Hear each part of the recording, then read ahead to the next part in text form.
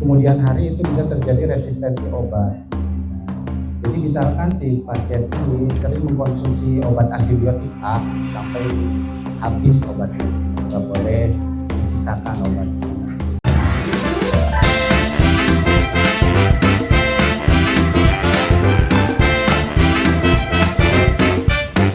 Hai Selma Medica. Hai. Kembali lagi bersama aku di program Hai Selma Medica, Health Answer Information, di mana nanti sahabat saya semua akan mendapatkan berbagai informasi mengenai kesehatan dan layanan yang ada di Selma Medica. Tepuk tangan untuk kita semua. Baik sahabat sehat, untuk segmen sekarang nih aku udah bersama dengan Apoteker Dani yang tentunya mau membahas atau membagikan informasi kepada sahabat sehat semua mengenai antibiotik. Nah tadi aku sudah jelaskan bahwasanya kalau misalnya nanti sahabat sehat ada pertanyaan, boleh ditulis di Instagram kami di @selmamedica. Baik Apoteker Dani, untuk pertanyaan pertama nih, apa yang dimaksud obat antibiotik?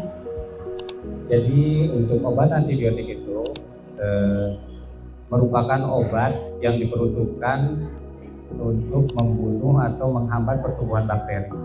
Jadi tidak semua penyakit bisa disembuhkan oleh antibiotik. Jadi kadang masyarakat umum itu lebih sugesti mungkin untuk meminum antibiotik dalam hal segala penyakit. Ada kalanya mungkin datang ke apotek mengalami keluhan pusing atau sakit badan, ke apotek minta obat antibiotik. Padahal kan itu tidak sesuai peruntukannya. Justru antibiotik itu sudah jelas ya. Jadi penjelasannya itu antibiotik adalah obat yang untuk infeksi. Untuk pusing atau sakit badan belum tentu ada infeksinya gitu. Jadi tidak sesuai peruntukannya. Mungkin itu secara Baik, sahabat sehat, tadi tuh obat antibiotik adalah obat untuk antibakteri ya, Apoteker Dani ya. Jadi tidak semua penyakit itu harus pakai antibiotik gitu ya. Nah untuk yang kedua nih Apoteker Dani, mengapa seseorang perlu diberikan antibiotik dan bagaimana kita tahu bahwa kita harus mengkonsumsi antibiotik? Ya, untuk pasien yang perlu minum antibiotik mungkin ya. Nah, pasien-pasien yang perlu minum antibiotik itu adalah pasien yang memang ada gejala infeksinya. Jadi kalau misalkan pasien tersebut konsultasi ke dokter, mungkin didiagnosa oleh dokter penyakitnya apa, beliau itu pasien membutuhkan obat antibiotik. Dan juga dokter mungkin bisa merekomendasikan data tambahan berupa hasil lab.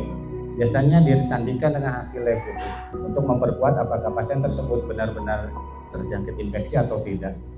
Jadi lebih kuat itu disandingkan dengan hasil laboratorium. Jadi bisa dengan ciri hasil lab darahnya itu ada parameter yang memang menunjukkan bahwa pasien tersebut itu terjangkit infeksi. Mungkin seperti itu. Baik, nah tadi ini sahabat sehat, untuk obat antibiotik ini memang hanya untuk pasien yang memang ada infeksi ya Apoteker Dani, dan itu juga sesuai dengan indikasi medis yang memang bisa didukung dengan hasil laboratorium gitu ya. Nah baik Apoteker Dani, untuk selanjutnya nih bagaimana sih cara mengkonsumsi antibiotik yang bijak? Baik, untuk selanjutnya cara konsumsi antibiotik itu yang pertama, obat antibiotik itu diperoleh dari resep dokter. Jadi yang utama itu karena hasil diagnosa dokter memang pasien tersebut terjangkit infeksi sehingga diresepkan oleh dokter, kemudian sesuai anjuran dokter minum. Jadi misalkan obatnya itu dikasih 10 tablet, nah pasien itu harus patuh minum obat antibiotik itu harus habis 10 tablet. Enggak seperti obat batuk gitu ya. Kita dikasih obat batuk 10 tablet, kemudian baru minum 3 tablet atau 4 tablet, ternyata batuknya udah sembuh, kita nggak terusin minum obatnya. Berbeda untuk antibiotik. Antibiotik itu minumnya harus tuntas sampai habis. Apalagi untuk kategori obat-obat antibiotik seperti obat TBC. Obat TBC itu kan pengobatannya minimal 6 bulan. Nah dalam 6 bulan itu pasien harus patuh harus selesai sampai 6 bulan. Kalau misalkan tidak patuh sampai 6 bulan, nanti misalkan di 2 bulan pasiennya ini nggak sampai selesai, nanti diulang lagi sampai 6 bulan. Dan untuk cara minum obatnya, antibiotik itu seperti misal diresepkan oleh dokter itu 1 kali sehari. Nah, si obatnya itu untuk 3 hari. Jadi untuk minum antibiotiknya harus tepat waktu. Misalkan untuk 1 kali sehari, pasien tersebut minum obat pertamanya itu di awalnya minum jam 9 pagi, besoknya minum jam 9 pagi lagi. Untuk hari ketiganya minum jam 9 pagi lagi, seterusnya sampai habis obatnya.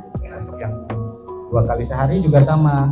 Misalkan dikasih untuk 3 hari, 2 kali sehari, minum obatnya jadi tiap 12 jam. Misalkan untuk minum yang pertama itu jam 8 pagi, yang keduanya itu 12 jam kemudian jam 8 malam. Yang untuk 3 kali sehari juga sama, jadi tiap 8 jam sama sampai habis obatnya. Nggak boleh disisakan obatnya gitu. Oke, baik. Tepuk tangan dulu untuk apoteker Dani ya. Tadi bagaimana cara mengkonsumsi obat antibiotik, memang itu harus ada resep dari dokter ya. Nanti kalau misalnya kata dokternya harus dihabiskan, itu benar-benar harus dihabiskan. Beda dengan obat yang lain gitu ya. Baik apoteker Dani, untuk selanjutnya nih, apakah antibiotik memiliki efek samping? Dan apa yang harus kita lakukan jika mengalami efek samping dari obat antibiotik itu sendiri? Baik, untuk efek samping setiap obat memang ada efek sampingnya. Cuma ada efek samping yang ringan dan efek samping yang berat.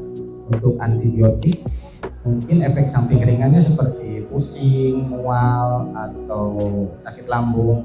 Mungkin untuk reaksi efek samping ringan seperti itu bisa ditanggulangi dengan misalkan kalau efek sampingnya itu mual, sebenarnya efektivitas antibiotik itu minumnya sebaiknya sebelum makan.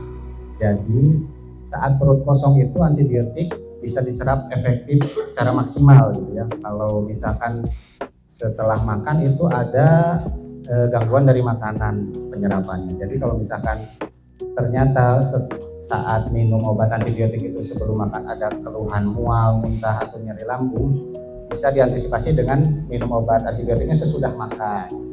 Kalau untuk pusing mungkin ada efek samping pusing, karena efek samping ringan bisa ditambah obat pusingnya. Lain lagi dengan efek samping yang berat seperti terjadinya alergi. Nah, seringkali pasien yang mengkonsumsi antibiotik itu belum terdeteksi alergi obat. Ada beberapa pasien yang memang tidak mentoleransi obat tersebut. Jadi ketahuannya setelah minum obat. Ciri-cirinya biasanya dengan pada saat minum obat antibiotik tersebut, reaksi yang muncul itu seperti mata bengkak, timbul ruam-ruam di kulit kemerahan, bibir sampai bengkak juga, atau juga bisa sampai shock anafilaktik. Itu bisa seperti penurunan tekanan darah secara cepat, jantung berdebar. Nah, untuk efek samping atau reaksi alergi yang seperti itu kan itu reaksi yang berat ya. Jadi antisipasinya hentikan segera minum antibiotiknya, kemudian segera konsultasikan dengan dokter atau bisa langsung datang ke IGD untuk penanganan lebih lanjutnya. Dan ada juga beberapa efek samping obat yang harus dihindari juga, misalkan obat tetrasiklin. Obat tetrasiklin itu efek sampingnya membuat gigi coklat. Kadang ya dulu ada mungkin ya setelah dewasanya itu giginya coklat, itu kemungkinan waktu kecil orang tuanya saat hamil mengkonsumsi obat tetrasiklin gitu. Jadi bereaksi ke janinnya. Jadi untuk obat tetrasiklin itu dihindarkan untuk pasien hamil, menyusui dan anak kecil. Dan juga ada efek samping seperti obat rifampicin.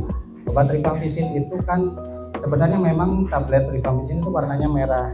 Jadi berpengaruh ketika saat buang air kecil kelihatan merah. Kadang kan pasien nggak tahu ya, kaget mungkin setelah habis minum obat.